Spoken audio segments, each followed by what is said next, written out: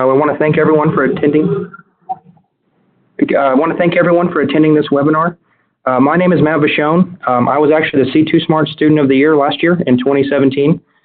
I'm currently a PhD student here at UTEP, the University of Texas at El Paso. Alongside me, presenting with me, I have Okan Gurbuz, another PhD student here at UTEP. We're going to be presenting about our project, which is the development of a mobile navigation application for seniors in urban areas.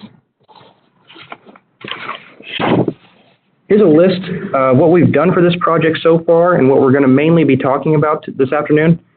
First, we're going to briefly discuss our literature review. Then we're going to look at two surveys, one conducted in El Paso in 2017 and the other in New York City in 2018. These are the first two surveys. We're then going to present our app and what we've developed as part of our outreach. And then at that point, Okan will discuss the third survey and what we've been doing to improve the app thus far. Here's a list of our project team, our team members. This project has been very interdisciplinary so far with the social sciences as well as the Department of Computer Science, and then obviously us in the Department of Civil Engineering here at UTEP. As you can see on the top left, we have here myself, Vechione. We have Karina Marufo from the Department of Anthropology and Sociology at UTEP. We have Alex Vargas and Maria Jimenez from the Department of Computer Science at UTEP. Okan Gurbuz, who is here with me to present. We also have Asel from NYU. And as far as the faculty are concerned, we have Dr. Kelvin Chu from the UTEP Civil Engineering Department, Dr. Natalia Villanueva from the Computer Science, Dr. Gina Nunez from Anthropology and Sociology at UTEP, and lastly, Dr. Joseph Chow from NYU. These team members have collaborated, and we've actually submitted a conference paper for the IEEE Smart Cities Conference, which was about a month ago in Kansas City, Missouri. I presented some of this work that you'll see this afternoon, mainly the first two surveys and the app development at that conference. So why study smart mobility for seniors? Well, many seniors face mobility issues and just changes in their lifestyle as they age. It's just part of the natural aging process. Yet they're still very active. They still go shopping, they still visit family members and friends, and they still go to senior centers, things like that. And in order to accomplish these tasks, they still require transportation services. That means that they still have to walk places, they still have to drive themselves to get to these destinations, they still have to take the bus, etc. So we started looking at different solutions for the seniors, and we found that there aren't many solutions out there. So we thought maybe mobile devices, something like a smartphone, since they've helped us out so much as the younger generation, that might be one good tool to use to assist the seniors. So we looked at what apps are currently available and what's out there for seniors. And to be honest, there isn't a lot. In fact, the ones that do exist are very limited in their functionality, and that's kind of what led to the objective of this research. So what are the objectives of this project? Well, there's two. First, we want to better understand the mobility needs of the seniors from the seniors directly. I'm sure anyone you ask has their own opinion of what they think the seniors want and what they think the seniors need. But we wanted to actually hear from the seniors directly. We want to hear what they struggle with, what their mobility concerns are, and what their problems are. And so to do so, we conducted two surveys, the first two that we're going to present about today. Again, one in El Paso in 2017, and the other in New York City in 2018. Then we want to take the results from these surveys and develop some technology-driven solution. So what do I mean by that? Well, we want to develop an app that can help the seniors. So those are our two objectives for this research. So now you're probably wondering, well, how does all this tie into smart cities? I know a little bit about smart cities. How does this project tie into that? Well, if you look at that smart city wheel here by Boyd Cohen on the right, the first thing I think of is an inclusive society. A smart city is inclusive of all citizens. And if there's a group of seniors, or a group of an underrepresented group, so maybe seniors, for example, who don't feel included because of some limitation they have, then the city isn't really smart. The second thing is we want to improve the safety of the seniors, especially when they travel or make a trip. Third, this one's kind of obvious, but we want to put technology in the hands of seniors to assist them when they make a trip. So this would be the smart mobility component. The last thing I think of is education. We want to help educate the seniors and help get them started with using things like smartphones and apps like the rest of us, like most of us today. So I'll just kind of briefly go over the literature review. The first thing we had to look at is the defining age. So that table here on the left, we had to define at what age is one constituted as being a senior. So we looked at several national agencies and their definition of what a senior actually is. We even looked at the Sun Metro bus service here in El Paso, Texas as well. And from that table you can see on the left, we've kind of determined that the clear consensus appears to be around 65 years of age. So once a person turns 65, they are then considered to be a senior, at least for the sake of this project. So you remember if I mentioned earlier in the presentation that the seniors are still active? Well, in fact, we found that in 2009, 12% of all trips, which is over 1 billion, by the way, and 10% of all miles traveled in the U.S. were taken by seniors. I also alluded to earlier in the presentation that the mobility issues that seniors face. These can be both physical and mental. So on the physical side, on that aspect, we have things like joint problems, neurological difficulties, falling, or even just the fear of falling, and arthritis. On the mental side, on the other hand, we have things like cognitive decline, dementia, or even things like disorientation. So they can get very disoriented and lost as they get older. Now we can look at the existing apps that are out there for seniors. I'm not going to list all of them, but I thought I'd just share these good resources we found. So there are 3 articles that have been released by Forbes, Keystone Technologies, and Medical Alert, as you can see the 3 columns in this table. And they released their opinions of what their top apps are for seniors. So a lot of these apps have to do with reminders to take medication. Those can be apps like Pillboxy, MedCoach, and Medisafe, as you can see there.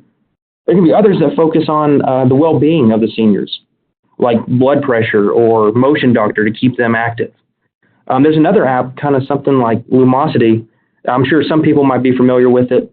It's to help keep their minds from deteriorating, so to keep their minds active. But the key thing I want to point out from this slide is that none of the apps that we looked at, or any of the apps in general for seniors, have anything to do with mobility. And that's where we saw a huge gap in the literature. So now we can talk about the first 2 surveys, the ones in El Paso and New York City. We conducted the same survey, just in 2 different locations. And here the goal was we wanted to get a broader range of seniors. We wanted to understand their mobility needs from them directly. And so again, we conducted them in El Paso and New York City. Now, if you're unfamiliar with El Paso, it's that little orange star there on the bottom left. It's in far west Texas. El Paso is actually a border city between the U.S. and Mexico. I don't think anyone needs any introduction for New York City. It's huge. It's one of the largest mega cities in the U.S. And so these are the 2 cities that we focused on for the first 2 surveys that were conducted. So now let's first talk about the El Paso survey. UTEP, our university here in El Paso, has a memorandum of understanding with the city of El Paso. We work very closely with the city. And the city actually manages 11 senior centers all across the El Paso area. So we figured that seniors from these centers would be perfect candidates to survey, and they'd be potential users of our future app since they're still active, they're still mobile, they still participate in events at the centers. Secondly, I do want to point out that we also advertised our surveys and our project on the El Paso Community College Senior Living channel. So on the bottom right here, you can see an image of Dr. Nunez, one of our team members, as well as Mr. David Lopez from the city of El Paso on that EPCC Senior Living channel advertising our project and our surveys. So when we actually went out to the senior centers and surveyed, we provided tangible incentives. So this could be like the tote bag or water bottle with the app logo, as you can see in the top right. The idea here was we wanted to promote the survey and the future app, but we also wanted to give these things out as a way of saying thank you for participating in our survey.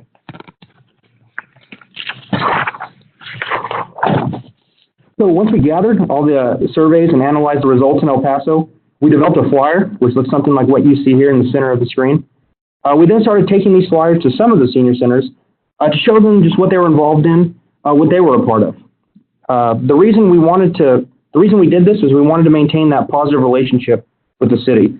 We didn't want to just show up and collect our data and say, hey, see you later, thanks for everything. No, we wanted to keep that positive relationship with the city. So now I know it's kind of hard to see the flyer in this slide, so I'm going to break it down in the next couple of slides so we can look at it in more detail. So here's the top half of the flyer. On the left here, we can see that this survey was conducted in the fall of 2017, like I mentioned earlier. We had over 450 participants that were seniors, and all 11 senior centers were represented in this survey. Next, we can see here the respondents' ages.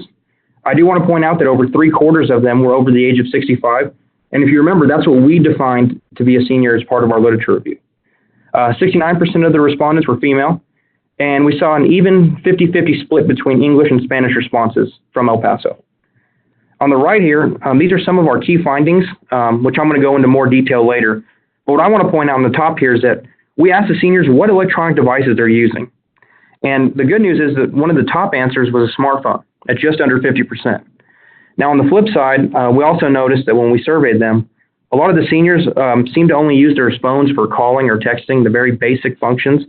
But the good news is, on the other hand, a little over a quarter of them said that they'd be interested to learn more about technology if someone would just come and teach them about the technology.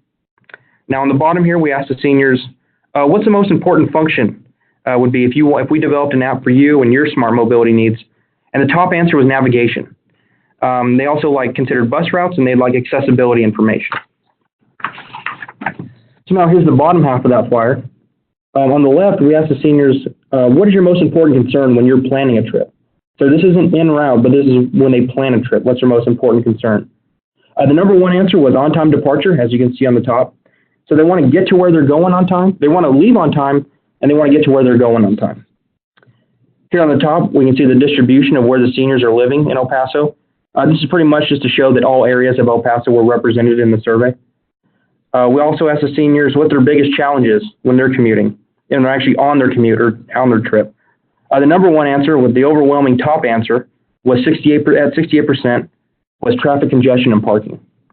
So this tells me as a transportation engineer or a transportation researcher that the seniors don't have the tools to avoid traffic congestion like we do as a younger generation. So if I'm on my way home from school and I see that there's an accident, for example, I get an alert on my phone and I can avoid that. But the seniors can't. They're unnecessarily going into traffic congestion when they could have easily avoided it with the proper tool to assist them. Now here on the bottom, we asked the seniors what places they visit most often in a given week.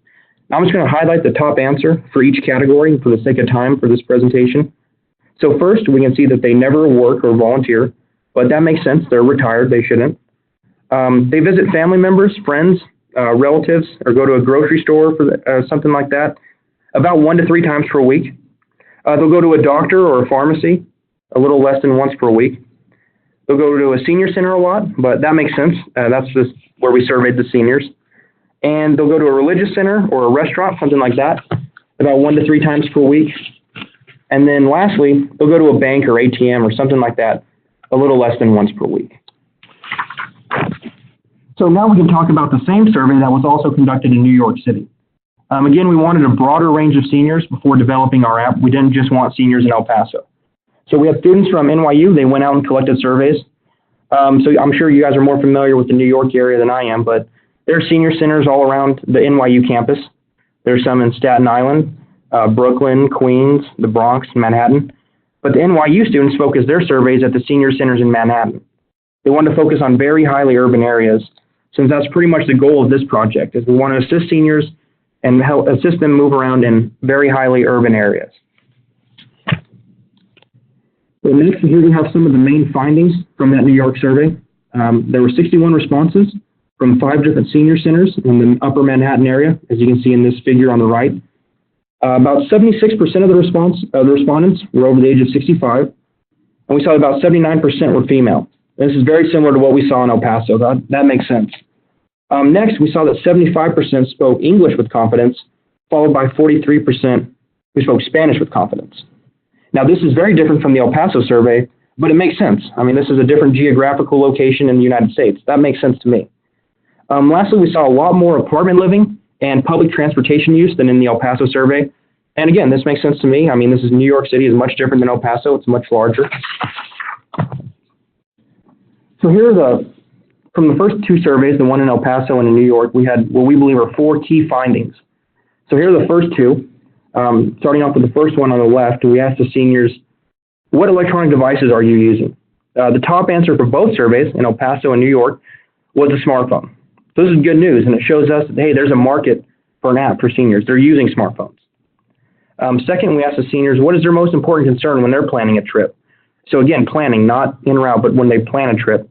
The top 3 answers were the same for just in a different order for both locations. So the top answers were on-time departure and arrival, protection from extreme weather, that's something that's important to them, and cost. So they care about the cost of their trip. Here, third, another key finding is we asked the seniors what's their biggest challenge when they're actually making their trip, so that when they're en route. One of the top answers from both surveys was traffic congestion and parking. It was one of the top answers in both. So this again tells me that they're unnecessarily going into traffic congestion where they could have avoided it if they had the tool in their hands. Fourth, we asked the seniors, if we develop an app to assist you in your mobility needs, what would you want it to do? So some of the top answers in both were navigation and bus routes. So this is something that's important to seniors, not just in El Paso, but also in New York.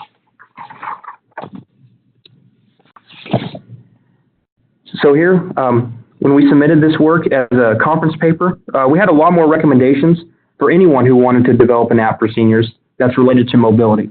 But here, for the sake of this presentation, I'm just going to focus on 5 key takeaways that we recommend. So first, make sure your app is intuitive. Make sure it's very simple and easy to use. Don't make it complicated for the seniors. Second, if possible, make it inexpensive or even possibly free of charge. They're on a limited budget at their age. They don't have a set income from working. Third, provide large fonts, especially for those who have visual impairments. It's funny, actually, the professors here tell us, younger students, when we're developing something, they say, hey, add 50 years to your eyes and think about what you can see with that, especially something like a small font. So we have to keep that in mind when we're developing an app. Fourth, provide speech-to-text or text-to-speech technology for those who have a hearing or typing impairment. And fifth, provide them navigation based on real-time traffic. So I know some of you might be thinking that, well, hey, Google, Apple Maps, they already do that. But the problem is that the seniors aren't using this technology, and that's where we're trying to help them. So based on the findings from these 2 surveys, our team has developed an app, like I mentioned earlier, or some technology-driven solution, which we defined as an app, that we call Urban Connector. You can see the logo here in the middle of the screen. The whole app is has been based solely on the findings from the first 2 surveys. It has been developed for the Android platform using Android Studio. Here are some of the key features from our app so far. So first, it has a very simple GUI, or graphical user interface.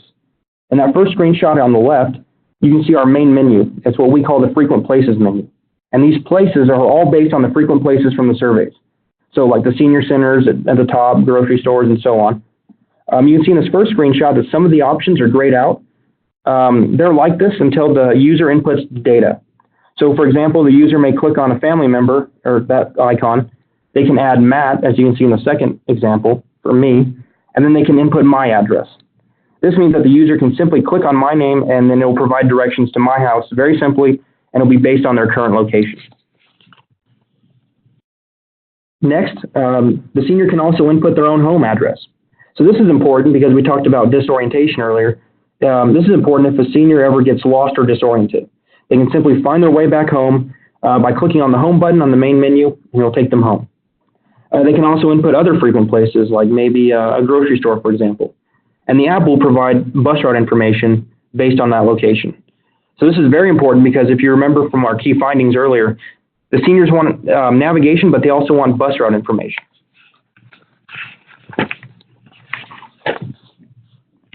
Next, and based on the senior users' impairments, they may get their own font size. So based on their own font visual needs, they can set the font size.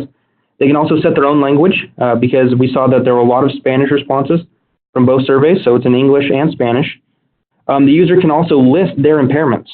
So maybe visual or hearing, which were some of the top impairments we saw in our surveys, or maybe the aids that they require when they set up their profile. So maybe a cane or a walker or a wheelchair, as you can see in that third screenshot on the right. Lastly, the drop-down menu here on the top left provides transportation services as well. So these are services offered here in El Paso.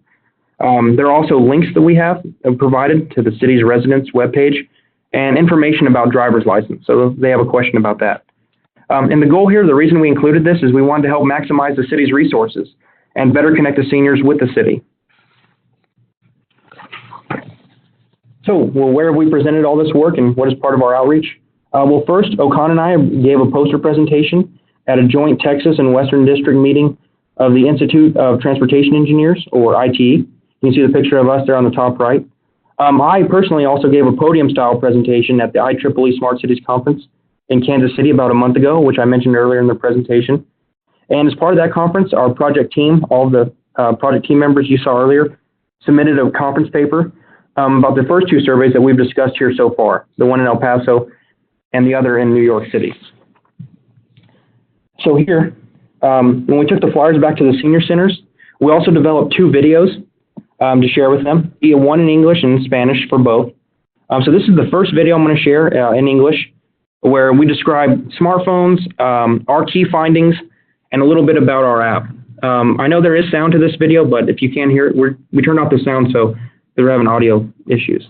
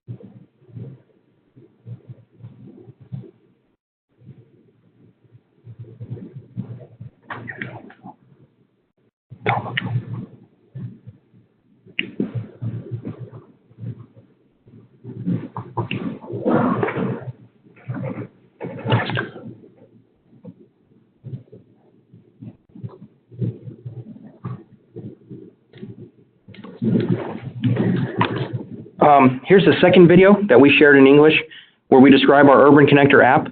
Again, these videos also have audio, and if you're interested in seeing these with audio, we recommend that you go to our YouTube page to see these on YouTube. So here's the second video, again without audio though.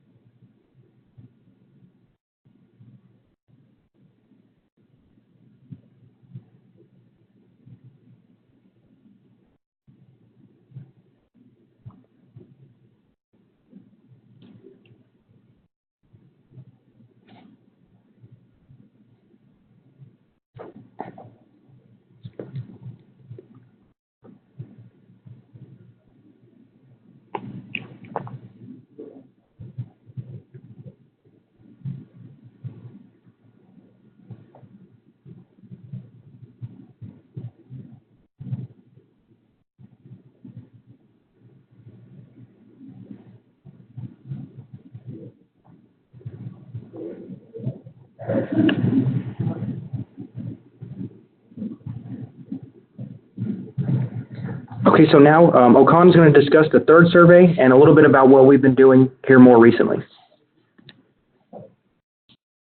Thank you, Matt. After developing the prototype version of the Urban Connector application, another survey was conducted to collect first-time user feedback. The authors met with the representatives of the City of El Paso Parks and Recreations Department to demonstrate the prototype application, and also to ask for the permission to conduct the second survey. The authors were advised to recruit majority of the participants from an event called National Fitness Day on May 30, which was also organized by the Parks and Recreation Department for the entire city. The authors were also given permission to visit senior centers to recruit additional participants. A survey instrument was created which incorporated a consent form and questions about the subject's demographics and opinion about the prototype application. The consent form and questions were first drafted in English and then translated into Spanish. Both English and Spanish versions of the survey instrument were reviewed by representatives of the city and then approved by UTEP's IRB. The consent form has some pre-screening questions about the participants' ownership and usage of mobile devices. The main survey itself has 16 questions organized into 4 parts. Part 1 starting with 5 questions on participants' demographics and use of mobile devices. Part 2 is with 5 questions on participants' opinion about the user menu options and ease of navigation of the app. Part 3 has 3 questions on participants' opinion about the user interface designs of the application. And part 4 is having 3 questions on participants' overall rating of the app and then open-ended suggestions. To advertise this survey and to help to recruit participants, flyers and 2-minute animated videos were prepared both in English and in Spanish. You have already watched the English versions of the videos. Hard copies of both versions of the survey instrument were brought to each senior center at the time of survey implementation. The seniors at the centers were invited and guided to complete the surveys as follows. First, a student volunteer asked if a senior would like to participate in the survey, and if so, whether in English or Spanish. Then, the student volunteer using the posters and videos shared the outcomes of the first survey with the participant. Then, the student volunteer handed the consent form for the participant to sign, and then handed over a mobile device which is installed with the prototype Urban Connector application.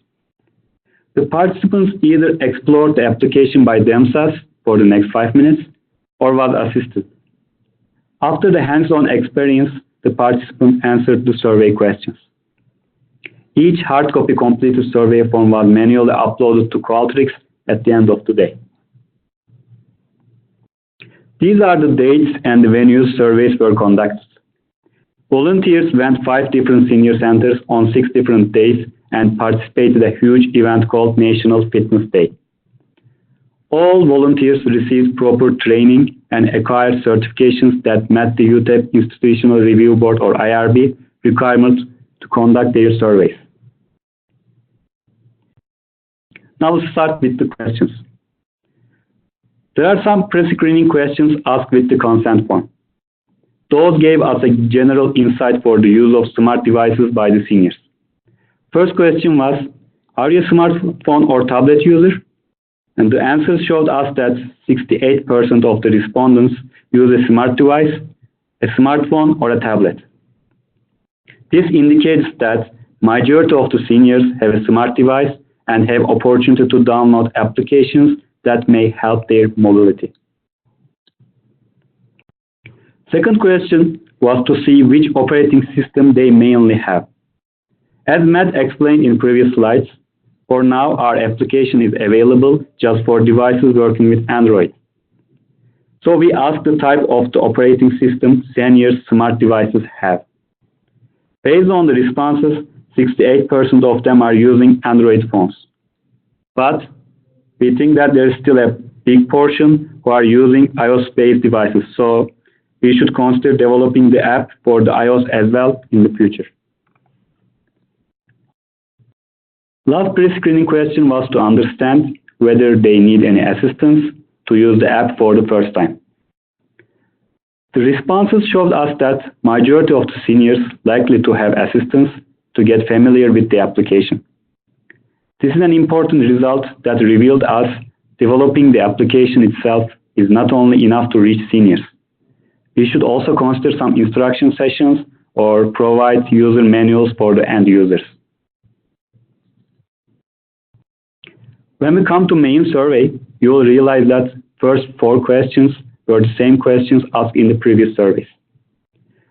Those 4 questions were mainly to get the demographics and the background information about the survey participants. In this survey, we had a chance to compare the outcomes with the previous surveys. The first question was asking the participants' age range. As it is seen in the figure, more than 78% of the participants were above 65 years old, and the rest can be considered as the future seniors. When we compare the results of the same question with the previous surveys, we realize that we have very similar dispersion. And as you can see, majority of the participants were above 65 years old. And this is a good and a strong indicator for us to feel confident about the consistency of our survey results. In the second question, we asked the participants' gender. Results showed us that in the feedback survey, 75% of the participants were female and only 1/4 of the participants were male. When we compared to the previous survey, in both surveys, majority of the participants were female. So you may see the previous survey results on the top left figure, in which 69% of the participants were female, and we can conclude based on that result that there is very small difference in the proportions of 2 consecutive surveys. In the third question, it was asked to seniors that whether they use any electronic device or not. Question provided a list of different electronic devices for the respondent to select yes or no for each of them. The purpose of this question was to gain a better understanding of the market for the application and check the sample profile with the previous survey results. The combined results from both the English and the Spanish responses for this question are presented in this figure. Almost 2/3 of the participants reported that they use a smartphone, followed by a basic cell flip phone with 28% and a home phone with 23%. When we compare the results with the previous survey, this survey provides justification of the previous survey results. There seems a market for a smartphone application for seniors. During the second survey, seniors who have interest in technology mainly approach us and took the survey. This can be the reason of the small difference with the new survey. Considering the ranking of the electronic device use, both surveys have the same top 3: smartphone, flip phone, and a basic home phone. Fourth question was a follow-up question to the previous question, which was on electronic device use. This question asked the participant if they require assistance to use any electronic device. The purpose of this question was to gain a further understanding of their familiarity with the devices and identify the need for assistance.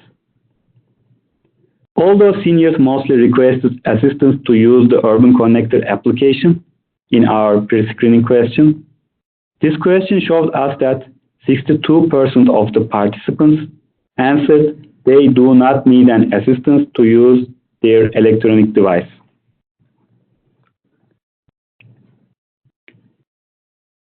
The combined results from both the English and the Spanish responses for this follow-up question are compared in this slide.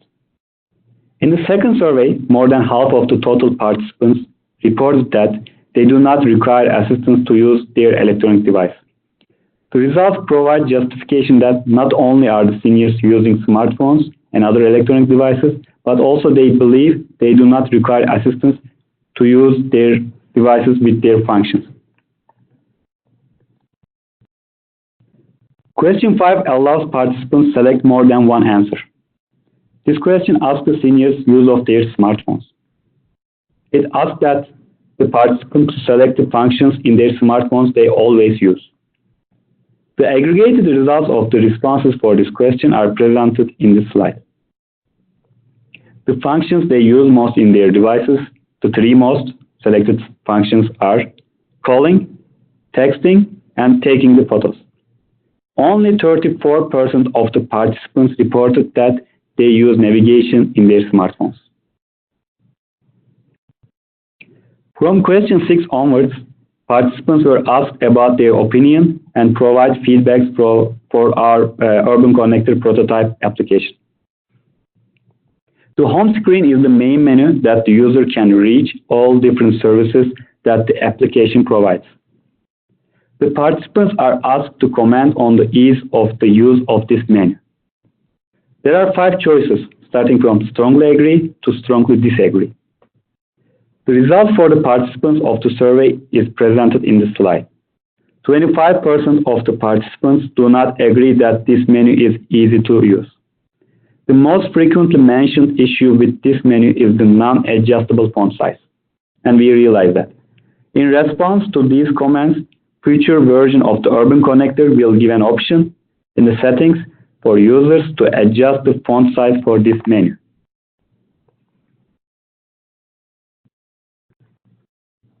The Frequent Places menu allows users to add or remove the locations of the frequently visited places. Once a location has been stored, the user will receive the alternative routes to the address with the help of phone's navigation function. The participants were asked to comment on the ease of the use of this menu. The combined results from both the English and the Spanish responses for this question are presented in this slide. Of all the participants, 97% of them agreed or strongly agreed that the Frequent Places menu was easy to use.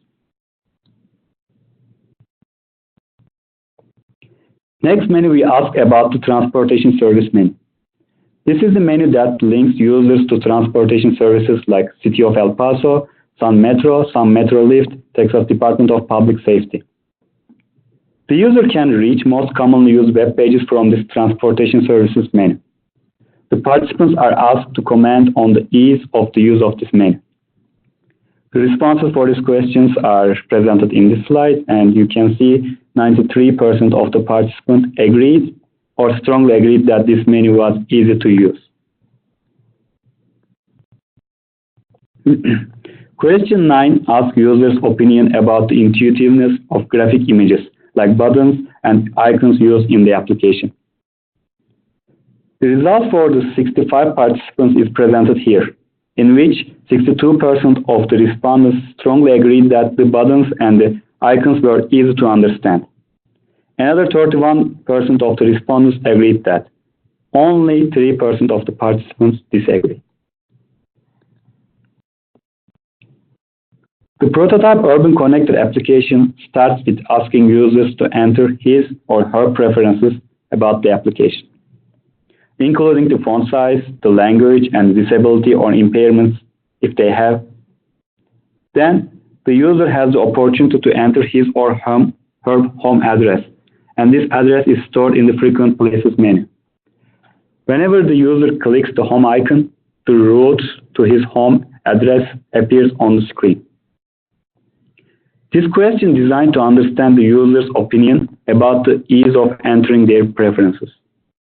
86% of the participants reported that entering their preferences were easy, and only 3% of the participants reported that it was not. Question 11 asks the users if the names of the menus accurately reflect their functions. 60% of the participants strongly agreed that names of the menus reflect their functions accurately, while another 35% of the participants agreed with the same statement.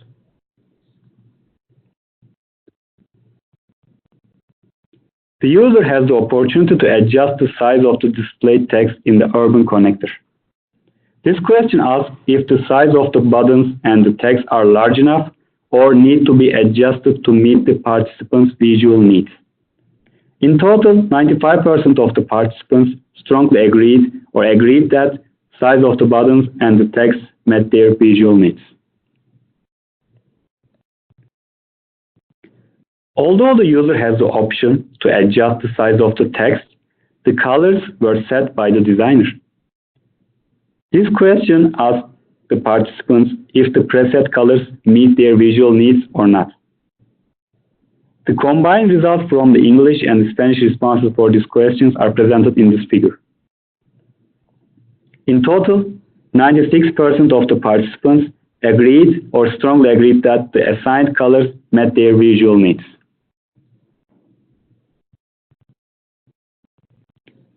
The 5-star rating system was used to evaluate the overall performance of the prototype Urban Connector application. This question asked participants to rate the overall impression on the application. There were 5 different choices, from excellent with 5 stars to good, average, fair, and poor with 1 star. The mean score calculated from all participants was 4.63 stars. This is a good indicator that the overall evaluation of the prototype application was between good and excellent according to the first-time users. If an application is useful, users will naturally recommend it to their friends. So this question asks if the participant would recommend this application to his or her friend. There were 3 choices, whether yes, no, or not sure at this moment. In total, 97% of the participants reported that they would recommend the application to a friend. Another 1.5% of the participants stated that they were not sure right now, and the last 1.5% of the participants stated that they would not recommend this application to a friend. To summarize the surveys and the whole study, we can mention that despite the mobility issues, seniors are still active and they require transportation services. Smart device applications can be possible solutions to cater their mobility needs. From that point of view, we started developing a smartphone mobility application, which is called Urban Connector. This app gives seniors more freedom to explore the whole city, and it also helps them more active and breaks the isolation barrier that comes with their aging. The survey on the prototype Urban Connector application was conducted in El Paso at 6 different senior centers from May 29 to June 7. 65 seniors participated in this feedback survey. 22 of them answered the English version, and 43 of them answered the Spanish version of the survey form. We first provided them the results of the previous surveys with the flyers and the short videos. The last part of the survey asked the participants to give an overall evaluation for the prototype Urban Connector application. The participants gave the application an average score of 4.63 on the scale of 1 to 5, and 97% of the participants will recommend this application to a friend, and that's a good sign.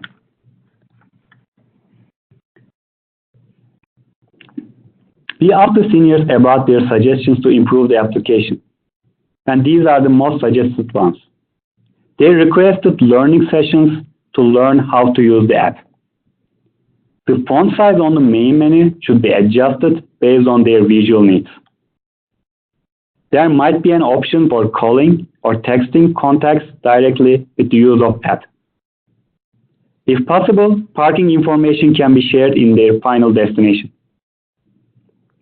Sometimes they need to share their location with their assigned contacts.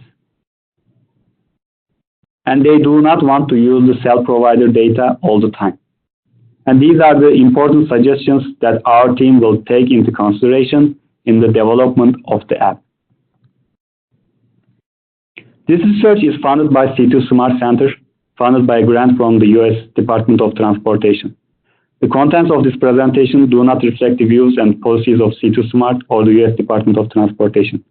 This work used resources from CyberShare Center of Excellence, which is supported by National Science Foundation. The authors also would like to thank the City of El Paso, namely Mr. David Lopez, the undergraduate students, researchers in the anthropology and sociology, and the civil engineering department at UTEP. And of course, the seniors who participated in the survey. Thank you for listening. If you have any questions, you can contact any of us or you can write in the poll right now.